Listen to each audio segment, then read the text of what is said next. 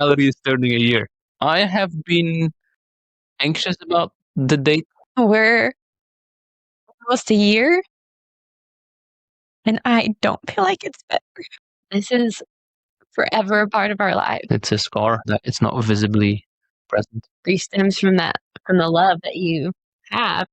That love doesn't go away. The grief doesn't go away. It just looks different over time. Survival is not the same as strength. When people are like, you're so strong, I've heard that so many times. I'm surviving. I wasn't given a choice in this experience. I don't want to be strong. I'd rather be weak and have my dollar. Grief doesn't cancel out joy, and joy doesn't cancel out grief. Grief and joy do exist at the same time all the time. When I saw my good friend being around this little one, I was truly happy for him. I am constantly reminded that that's things I cannot do. I cannot pick her up. I cannot put her to bed. Of course, the sadness is there, but I just don't want to be consumed by just the sadness. I want to still remember, like, we're still proud parents of our daughter, Ellory. Another aspect of our grief throughout this year is a new fertility journey. Every month is like, oh, let's hope this time it kicks in. But that has been proven not the case every single month. The 1 month that I did get pregnant a few months ago, I was like so excited, like all over again, just so excited. That was a glimpse of hope. I'm very well aware of get pregnant again, and it still might not work out. So that's an update. That's the update for this month.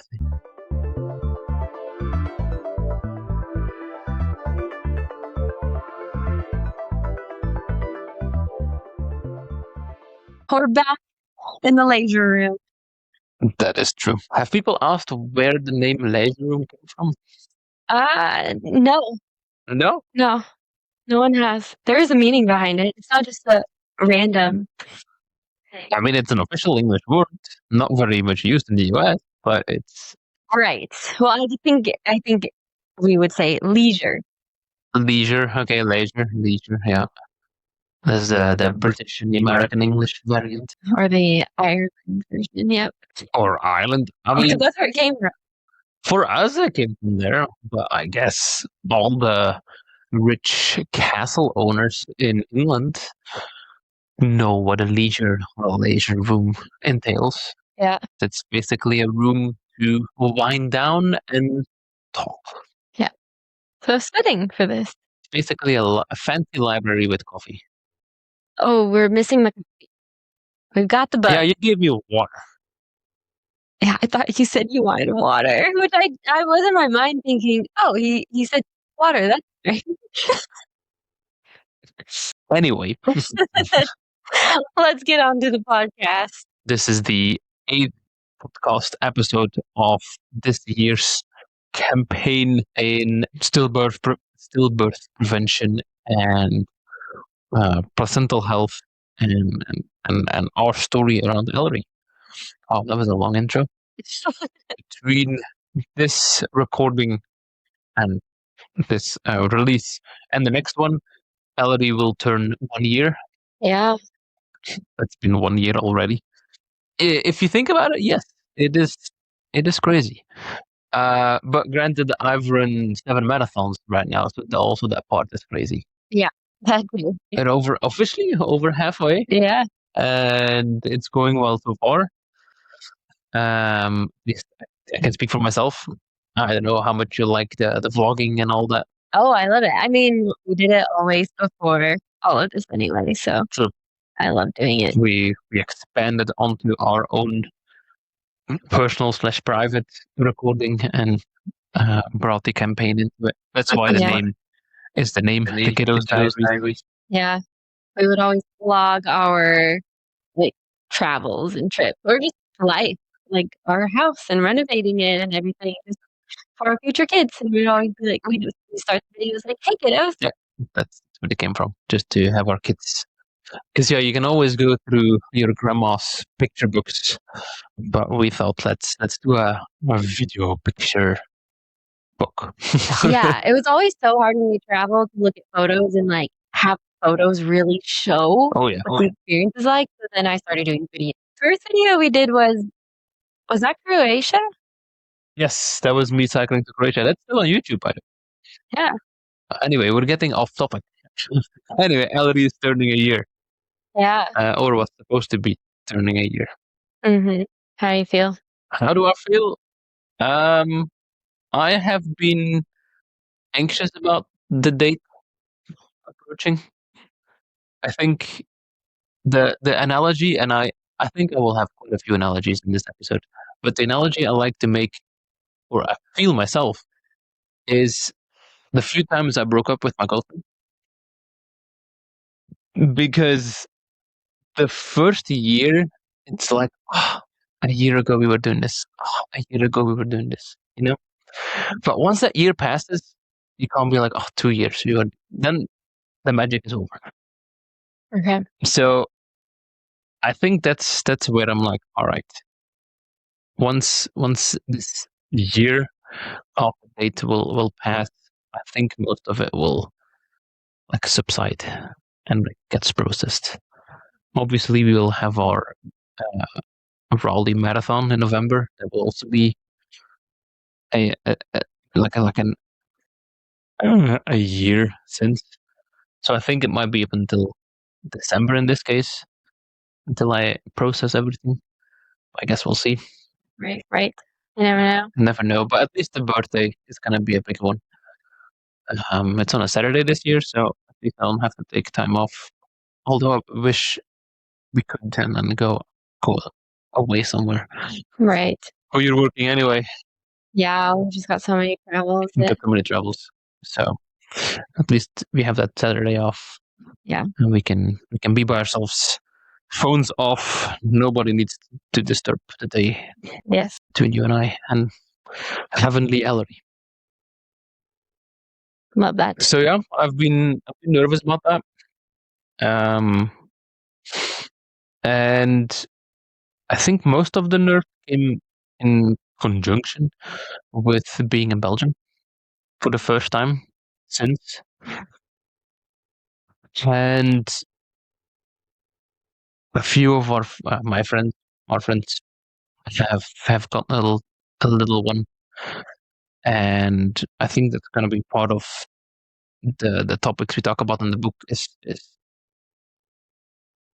being in the middle of it all. Mhm. So I will elaborate more once we talk about the book. Yeah. But how have you been feeling? Um,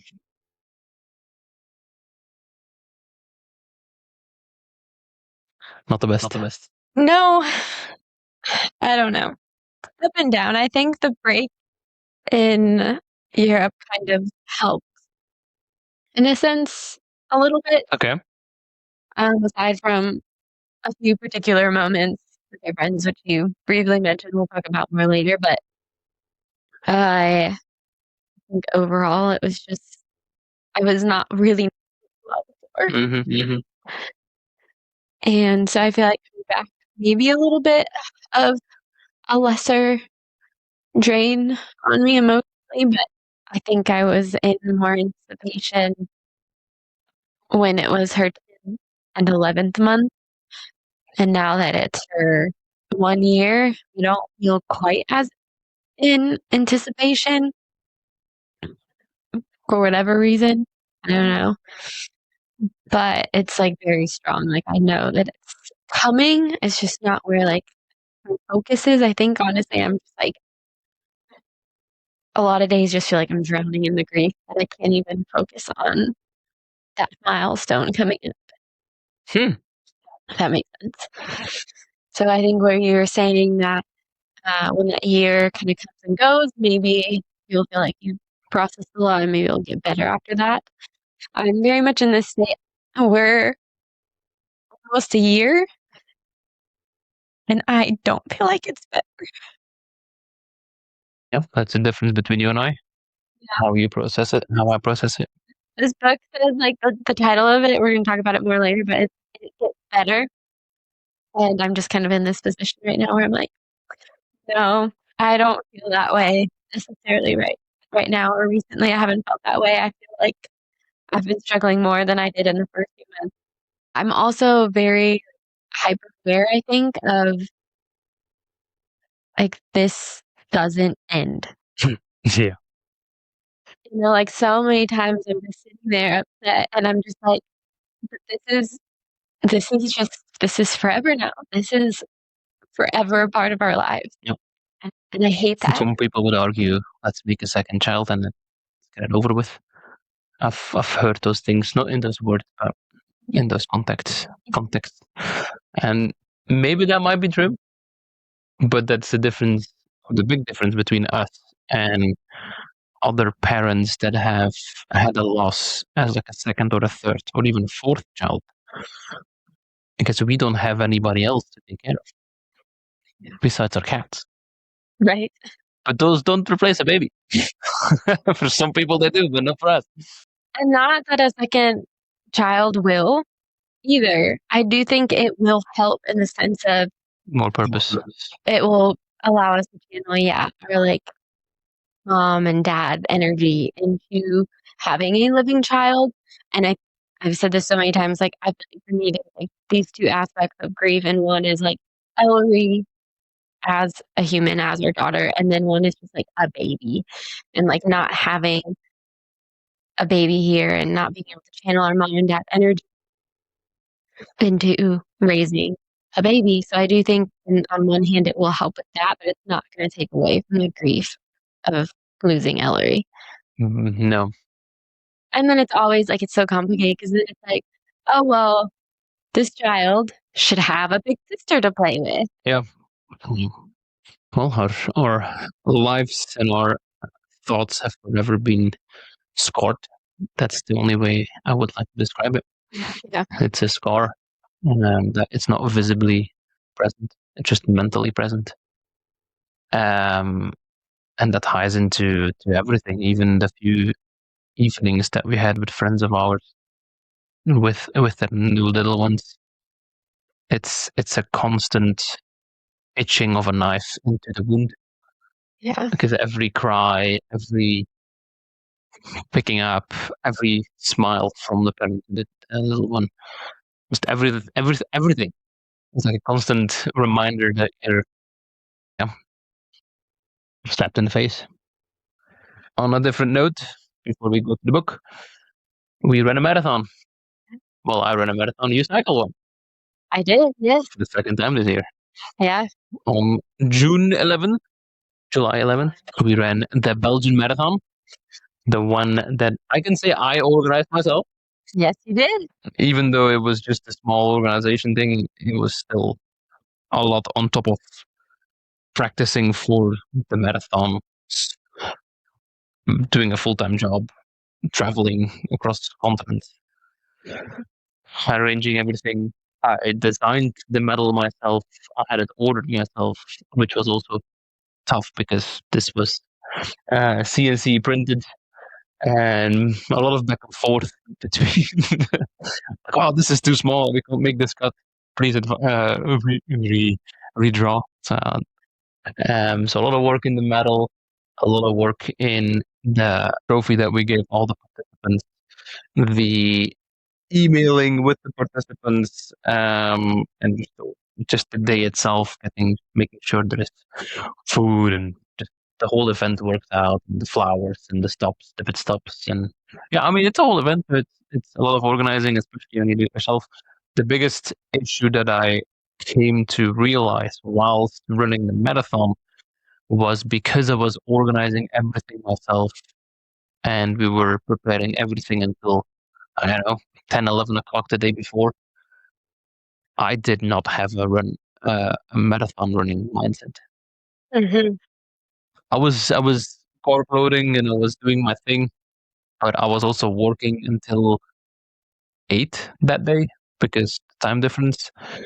And then we were planting some flowers at the stops we're gonna make, and just the sheer busyness the days leading up, I did not have the time nor the mindset to get myself into a marathon running, and I basically ran it on good luck and good carbs. But that was the marathon.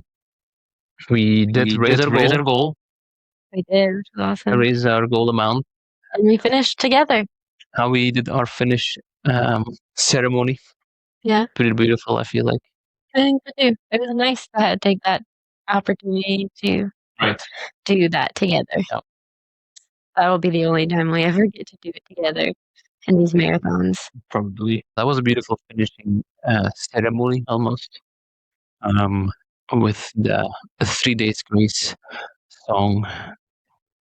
Kudos to those guys. That was a beautiful song. It was fun. As much as I dreaded the organization, it was fun to do the run, and people liked it. And, a lot of people present too. I think we were with like 30, 35 people. Yeah. It was awesome to have that kind of support. It meant a lot. Definitely.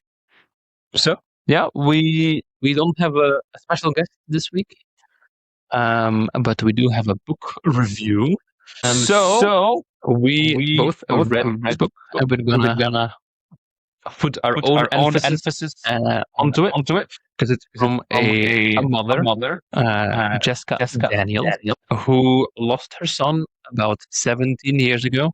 Her son was Jackson, and she has been debating to write this book for a long time. And so 17 years after the fact, she finally got the guts to do it. Yeah. She finally felt like she processed everything, enough to write about it. Yeah, and she reached out to us on social media and just said, like, "Hey, I wrote this book. I think it may resonate with you." Said, I send you a copy? So she just sent this to us. Yeah. And so basically, this is a book for not necessarily for people like us. I feel like it. Why is that? I think it's more for people that want to try to understand us. Mm. Obviously, because many things resonate, but obviously I'm going through them like, oh yeah, this is, definitely this. So it's more for people that want to understand us. Yeah. Then that might be more of a thing like, oh yeah, I did say that, but actually I didn't mean that, and this came across that way. So the first couple chapters talk about how you say things and how that might resonate to the person receiving it. Because one of the sentences is it gets better, but obviously that's a horrible sentence to hear because you just lost your freaking child, and it won't get better. Well, it will, but not in any way that you want to. Right. I think it's also a statement that just is, especially now that they're like, okay, it gets better. It's just like not recognizing the in the moment feelings and validating that not okay. It's, you know what do you get what I'm I trying to do. say? Like, it's just like skipping ahead and it's just being like, it gets better. It's like skipping through all that bad stuff, but like they're very much in that bad spot. In many ways, I have told people there is no way that you can even remotely understand what we're going through. Mentally, it's impossible. Just like if you have a physical scar, you can't imagine how much it hurts unless you had a scar yourself. And so finding the right things to say is difficult. And I think, I don't know if it was better back in the day because they had different ways to approach stillbirth. But especially these days, people don't like to be uncomfortable. I think that's why we have all the social media and all the comfort foods and comfort series and all the things that drag us away from reality. And so people try to push towards the more comfortable spots. But this is not something you can escape. There is no way you can be like, oh, let's put it aside for today. Let's watch an episode and we'll deal with those problems tomorrow. It's not how it works. This is very much you need to get through the eye of the storm. Sit there for a couple of weeks, months, years, depending on how you process grief, and maybe then come out in some shape or form before you even get better. Yeah. So the best approach, in my opinion, is, and that's what not many people do in general, this in the Western society at least, allow people to be the way they are. Allow us to have the emotions and join them in a way. I think so people also have to understand that, like, it's never we've said it so many times, it doesn't go away, like, the grief will never end. There's not like, "I processed it, I'm done." The grief is grief. Grief stems from the love that you have. That love doesn't go away, the grief doesn't go away. But it just looks different over time. Yep. Yeah, you were saying that people can't really truly understand, like, that's true, they can't. Um, I think it does bother me sometimes. I heard so many people just say, like, "I can't imagine," or somehow that's a phrase that really gets me. I can't imagine what you're going through. Yeah. Yeah. It's trying to resonate, but also emphasizing that you aren't. And like, I'm fine. Yeah, I can't right. imagine what you're going Yeah, right? Make it turning it around on them. through. Yeah. And that's the mind twist with this whole situation is like finding a way, like, I guess, to communicate with us, if that's the way you want to put it. Which, yeah, the thing is, we've lost quite a few friends already because they don't know how to communicate with us. Yeah. And we not with them because, yeah, we don't want to pretend that Ellory doesn't exist. Right. So it's like a double-edged sword at that point. It is. Another thing is, I don't know how you feel about this one, but people saying, "Oh, you're so strong." Yep, that's one of the things that she was saying too. That's yeah, she writes that in here too. I starred this and circled it. She said, "Survival is not the same as strength." And when people are like, "You're so strong," I've heard that so many times. I'm like, "No, I'm surviving." Like, I wasn't given a choice Yeah. in this experience. Like, I'm surviving through it. I'm not so strong to be able to survive through it. Literally just surviving, just like anyone would. You know, people have even told me I wouldn't be able to go through that. I could for you. We need it, but we have to. Cards are dealt, and it sucks. You just have to go through it. And it's not because we're strong people that we're getting through it. I have another analogy, and this might go far. It is going to places like rural Africa, to places like Asia, the way people live differently than ours, especially in those heavily impoverished areas, is going to tell them like, oh, "You're so strong. I would not be able to live like you. Walk away." What an insult! Right? Yeah.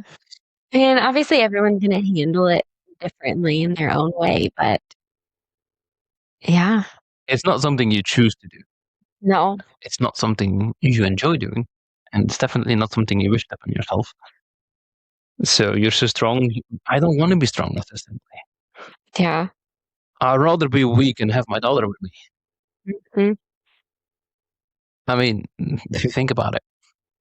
So, so I think the point on this is how to approach the situation is don't try to make it better. Try to don't drag us out of it, but join us in it. I think that's the best way to put it. Don't drag us out of it. Don't try to give us a push in the back. No, just come and sit in our circle. Yep. And just be a warm shoulder to lean on. Be a shoulder to like hold myself on. Just be. Don't pretend. I guess that's the best way. Yeah. And then another thing, going off of that is like people, especially in the early moments, they wanna know what they can to help. And so, um, yeah, she said, "If you need anything, let me know. If you need anything, call." And we've heard that so many times. But I think in those first moments, like your brain is just not thinking. You're not like that when someone asks you a question like, "Oh, let me know what you need," or "If you need something, let me know." Like, Well, I need you to give me stuff. I need you to take care of. Yeah, I need care of just what I need. And so I think if you're just not sure, you can never go wrong with a meal. Everyone's got to eat. Right. And I think just bringing a meal over, we had so many people bring us meals, but when people were like, just what can I do for you? And it's like, that's just another thing for me to think about. You have to figure out, I don't know. The people that gave like solid, like, can I do this for you? Or what day is good for dinner? Like those were better. Yeah, and it's a more societal thing too at this point, because back in the day you would just walk over to a friend and be like, "Hey, are you ready to play outside? Okay, bye, mom. We're going for 10 hours." It's that. Just knock on our door.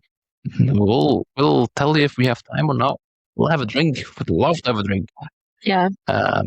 Not particularly water necessarily, but hey, yeah, I would like to go back to that time when you can just walk up to somebody's front door and be like, "Hey, I got some time to kill.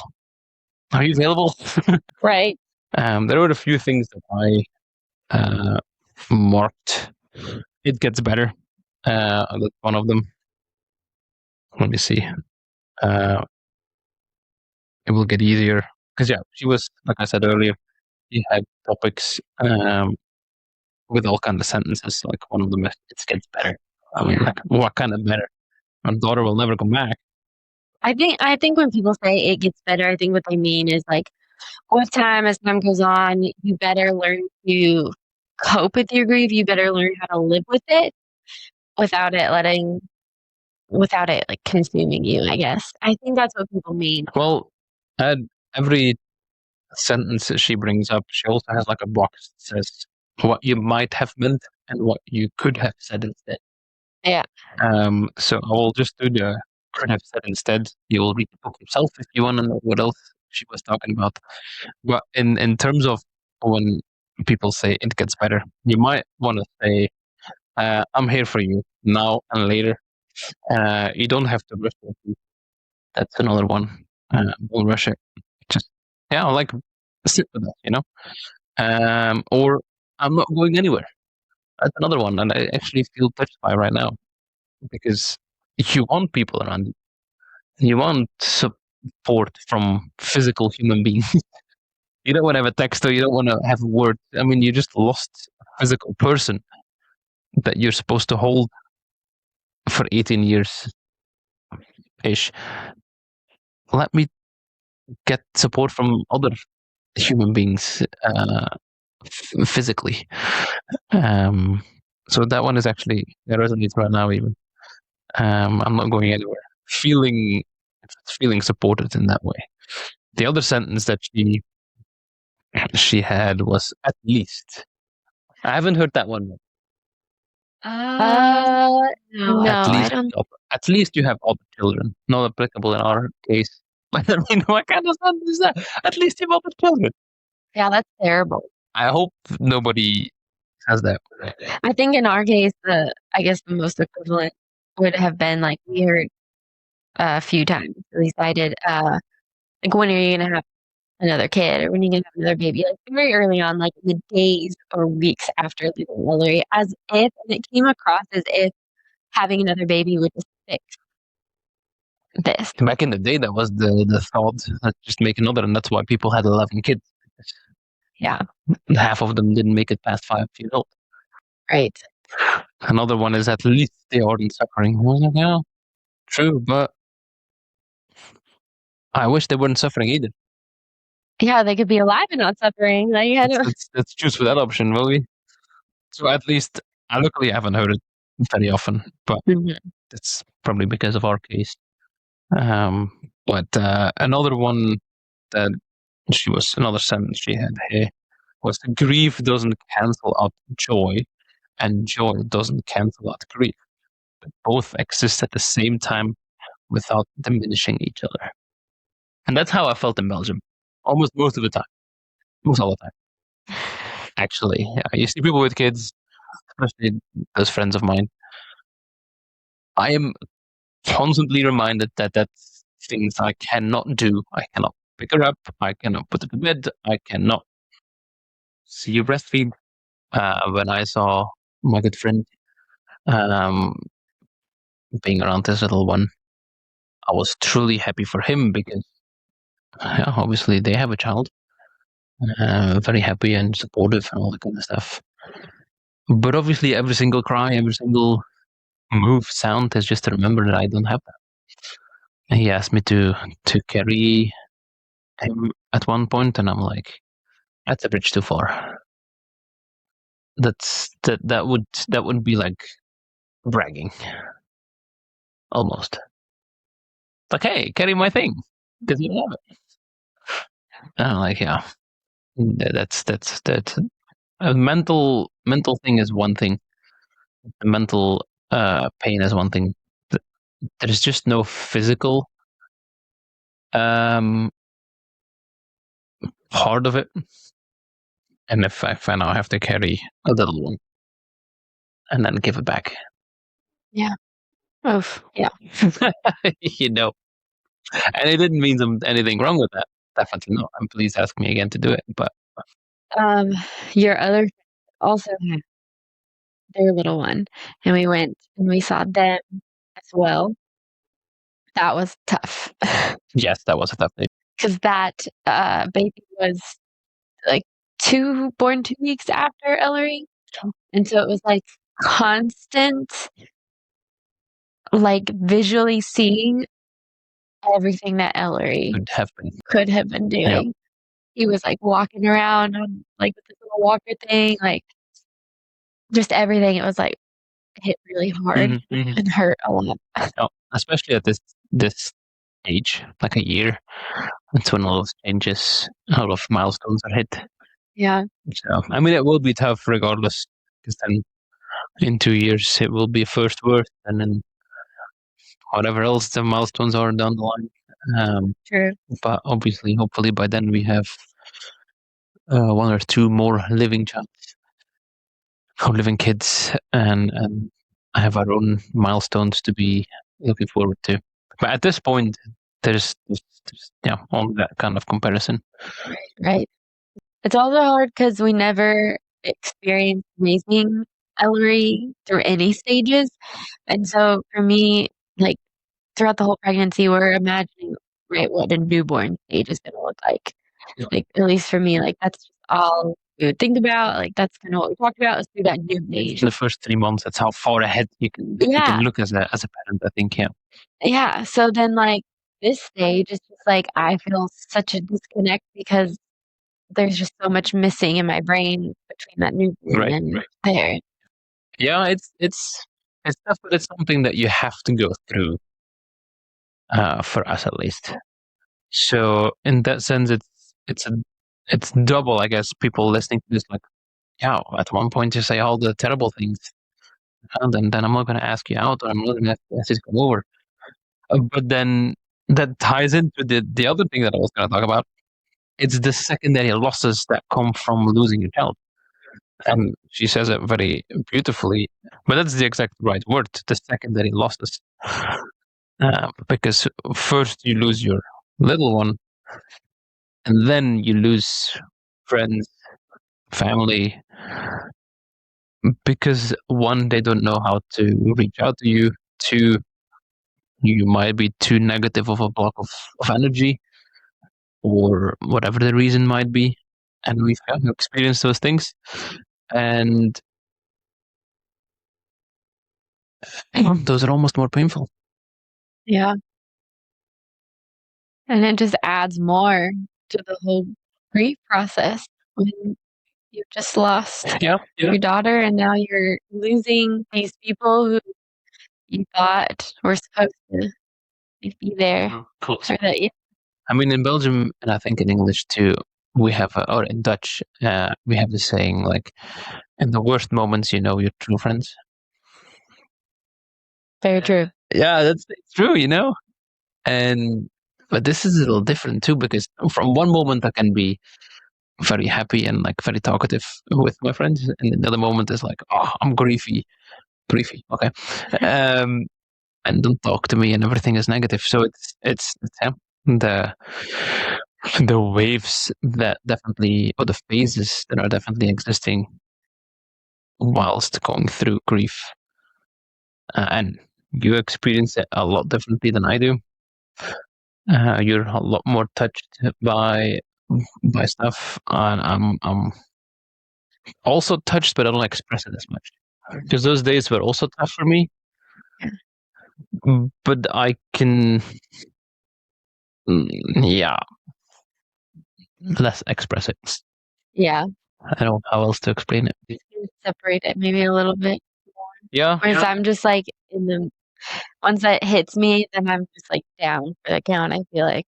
yeah, it's what I've talked about a couple weeks ago too. Is like when you're stressed, when something just besides losing like a child, just in life, like when you lose a job, when you are stressed, when HOA sends you a letter, I don't know, whatever stressful moment, those moments don't have to define you as a person. They don't have to overcome you as a person.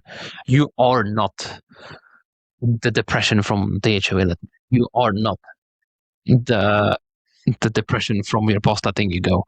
Obviously, that's going to be a hard impact on you, but you don't have to be.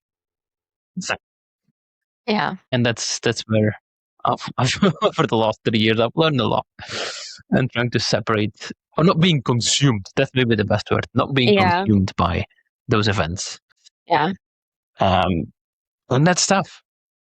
It is We tough. went through quite a few tough moments before I am sitting here saying that I am not consumed by nature anymore. Yeah. There were moments Yeah. I wanted to move, and I wanted to, just get away from this place. Yeah, no, that's me. I know that might be you, but yeah, there's different things going on.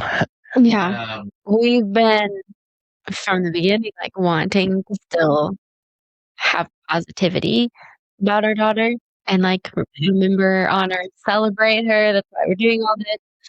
And I do have to say, um, it's very hard on social media. And so we did not have social media before this year, and now we're trying to promote everything on Instagram. And if I get on and post something, never on for long, I'm just, like, there to, like, post something or schedule post or something, but I will try to, like, engage in what, like, pops up automatically, and a lot of times it is, like, stillbirth related or from lost parents, and the majority of it, I'm, like, realizing is so sad and negative, and it's just focused on the sadness of it, which then I see, and I'm like, then it pulls me into sadness too when you see it. And I was thinking today, I'm like, well, about Ellory's 1 year coming up, and I was like, well, I don't want this to just be all sadness. I want to like it to be like a celebration of our daughter as well. But you don't really see that ever. When those milestones hit, it's just like sad, sad, sad, sad, sad. And of course the sadness is there, like Right. that, of course. But I just don't want to be consumed by just the sadness. And I like somebody we know did like a celebration for her son's um birthday, and not like in person or anything, but just like do this or do that in honor of him and to celebrate him. And I'm like, yeah, that like I want to still remember like we're still proud parents of our daughter Yep. Ellory, and like we still love her and like are happy to be her Yeah, parents. the whole setup of this campaign is like the sadness is definitely there, but it doesn't all have to be, because especially in social media, that will get old very quickly. Comment below if we are succeeding in our efforts or not. I do think the marathon clips, the podcast itself, the sadness is present, but I do hope that we can bring the twist that we intend. Mhm. The twist being the happiness or Hope. the hope or the moving forward or just the information, just the you know the interest in it. So another aspect of our grief throughout this year has been on top of it is a new fertility journey. Getting pregnant again. Yeah. So very early on, we had the doctor like give the all clear. With that said, we have been trying a while, and we struggled conceiving Ellory. It took over a year. We did have a miscarriage before that, and then this time is also proving difficult. I think so much of me just wanted to have so much hope that it wasn't gonna be hard again this Mhm. time, but it is still hard. Yeah, it's been at this point 3 years because we were trying, then we were in expectation of Ellery, and now it's another year. So it's been 3 years at this point. And so people say, "Oh, I'm gonna wait to have kids because they happen to be there before you know it." 9 months is very fast, and yeah, in a sense, it is fast. Oh, but 3 years is also a very long time. Yeah. And right now, it would take another 9 to 10 months before there would be a second one. Mhm. Which is, like, such a long time. Such a long time. Whereas before it was yeah, we had that thought of like, "Oh, 9, 10 months, that's not that long." And now I'm like, "Oh my god, it's so long." At least 10 months up until this point. And I know other people have been trying for 5 and 6 and 7 years. I don't want to compare myself to other people.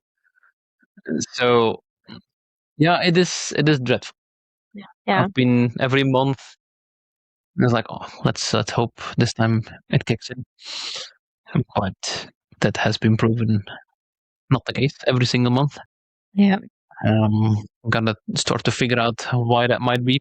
Back to fertility. Yeah, The first time we went, we got work we got evaluations, and very shortly after, ended up pregnant with Ellery before any intervention were needed, but yep.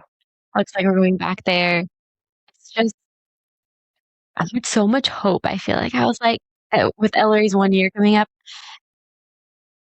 even last year, I was like, "Definitely be pregnant." Right. Yeah. Oh, at least 4 5 months. Yeah, right?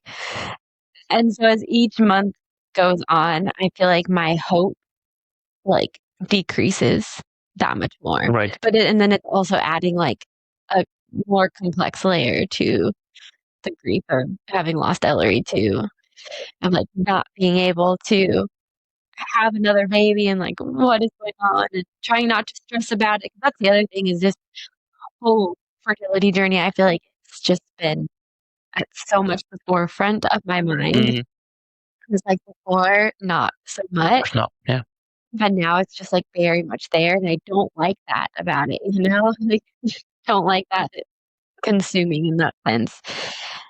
That's why I said this week, focus on me instead of focus on the yes or no pregnancy. Yeah. Enjoy ourselves and enjoy us instead of what could potentially be.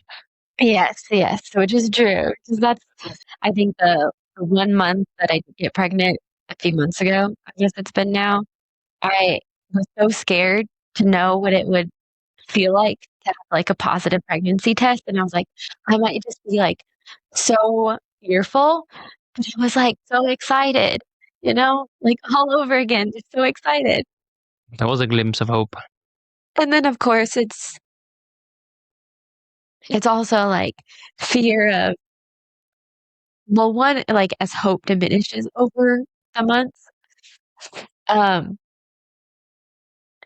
I'm also thinking, like, I'm very well aware of, like, get pregnant again, and it still might not work out. And so I, like, really try not to focus on that, and so it was really nice to, like, be so hopeful and excited a few months ago and be like, "Oh, okay, maybe it's not gonna be as bad," you know, as I I thought it could be. But, like, as each month now goes on and still no break it's easy to get caught up in like the fear, I think, of the unknown. There's so much going on mentally. That fear definitely is at the forefront. Yeah. Anyway. So that's an update. That's the update for this month. Talked a little bit about the books. There's so much more to say. Yeah. If you have lost a baby or know someone who has lost a Or if you baby, want to understand how to interpret our mind, yes, definitely would recommend reading this book. It's called It Gets Better by Jessica Daniels. You can find it on Amazon. only in English. Sorry, Belgium. I think the last update that we can provide is the next marathon, Yes. which is still a secret to some people because I've told it to some other people that have donated already. Because that's the idea. We haven't told the next location because it is not any small location. It is not, yeah, no small marathon. Big deal marathon. It's a big deal marathon, and so I think it would be funny to have people donate. It can even be a symbolic dollar or a symbolic euro. I don't care about the amount. It's about the interaction. And so we promise everybody that donates an amount, we will call and we will share in person over the phone the location and then have a conversation. And if you have any questions, then we will answer those. We're just trying to get some engagement with the campaign and with people. And we think this is a good one because we're really excited about it. Like I said, it's a big one, but we're also, this is all going to measure the placenta. So it is going to a good cause. It's going to help with stillbirth prevention and awareness efforts. So yeah, and this one is also one. I mean, we have done great locations, and our campaign has. I mean, we've raised over $3,500 now. yeah, Close to 4, and we've gone to 2 continents now, and so it's really going places, and that's what we'd like to continue doing. So donate, and we will call you up. Yeah. Otherwise, you're just gonna have to wait for the big reveal, which is going to be later this month. Yep. When we arrive at Yeah. our location, that's when we will reveal on the socials where we are.